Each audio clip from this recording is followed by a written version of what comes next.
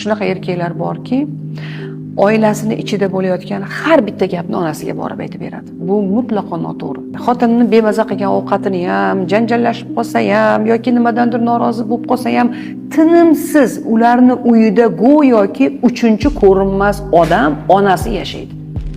Bunaqa ayollarni tabriklayman. Ular erkakka turmushga chiqmagan, ular ona bolaga turmushga chiqqan.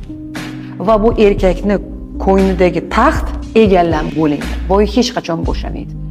Bu oilani saqlab qolishni bir dona sharti taxtni etagida bo'lish. Ya'ni qirolicha ruxsat berish kerak o'g'li bilan yashash uchun. Agar shunga ko'nsa, pожалуйста, yashaversin. No, bitta narsani unutmasinlar. Bunday modelni yaratgan o'sha qirolicha onalar ham va shu holatda qulay bo'lishga rozi bo'lib turmushini saqlab qolgan ayollar